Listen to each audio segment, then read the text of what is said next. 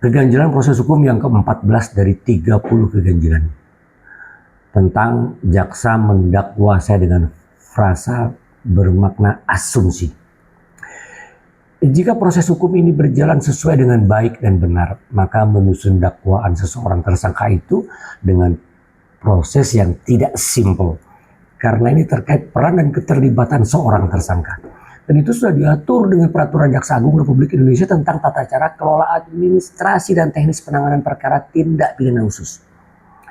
Didahului dengan melakukan gelar perkara, kemudian membangun konstruksi hukum yang berdasarkan seluruh alat bukti. Sehingga JPU tidak ragu, apalagi jika dakwaan menjadi absurd.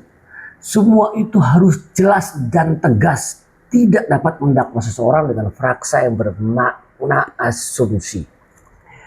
Di dalam surat dakwaan saya dengan sangat jelas bahwa JPU telah mendakwa saya dengan menggunakan frasa bermakna asumsi kepada diri saya, yaitu saya didakwa berulang-ulang menyatakan kata seolah-olah pada halaman 3, 4, dan 10 surat dakwaan tersebut. Tertulis kalimatnya sebagai berikut.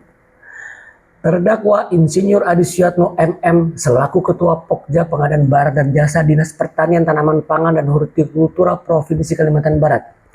Kemudian seolah-olah melaksanakan tahapan pengadaan barang dan jasa. Seolah-olah. Seharusnya berdasarkan seluruh alat bukti, baik itu keterangan saksi, surat atau dokumen, petunjuk, keterangan ahli atau keterangan saya selaku tersangka. JPU seharusnya dengan tegas menyampaikan, yaitu tidak melaksanakan, bukan seolah-olah. Dan ini merupakan tuduhan yang disamarkan untuk memunculkan alibi. Secara gramatikal saya diposisikan sebagai seorang yang munafik dan layak bersalah. Seharusnya yang benar di dalam dakwaan itu, terdakwa Insinyur Adi Suyatno MM selaku Ketua Pokja Pengadaan Barang dan Jasa Dinas Pertanian Tanaman Pangan dan Hortikultura Provinsi Kalimantan Barat kemudian tidak melaksanakan tahapan pengadaan barang dan jasa. Baca itu semua kesaksian. Apalagi Pokja itu tidak berdiri sendiri, tidak terdiri dari satu manusia, ada sekretaris dan anggotanya. Baca itu semua. Seluruh keterangan saksi dan seluruh alat bukti menyatakan bahwa Pokja sengaja tidak mau melelangkan. Tidak ada satu orang saksi pun yang menyatakan mengetahui Pokja telah melelangkan.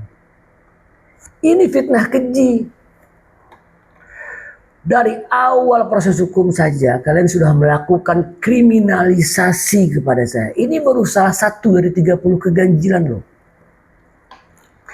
Saya hanya bisa bilang, teriak-teriak pun walaupun itu percuma. Dakwaan itu prematur, kesalahan administratif apapun, bahkan dakwaan yang sesat sekalipun dari kalian terkait dengan dua alat bukti. Jika begini sudah wajar pra peradilan yang saya ajukan itu akhirnya ditolak.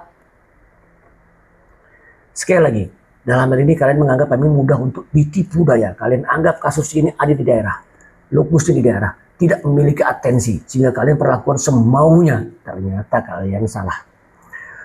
Wahai penyidik Kejati Kalebar dan hakim di bawah Mahkamah Agung, kalian memang punya kewenangan saat itu untuk mengatur hukum. Namun jika seandainya Anda terpaksa menerima uang demi meringankan atau membebaskan orang yang bersalah, itu urusan kalian. Tapi akan datang karma untuk Anda dan keluarga Anda jika dengan sengaja saya yang tidak bersalah Anda paksa menjadi bersalah sehingga menjadi tersangka dan akhirnya terpidana. Sesungguhnya kalianlah yang disebut oknum telah merusak nama baik citra penegakan hukum di negara ini. Jangan karena sifat Anda, banyak kolega kalian yang sudah berjuang benar-benar menegakkan keadilan rusak nama baiknya karena Anda.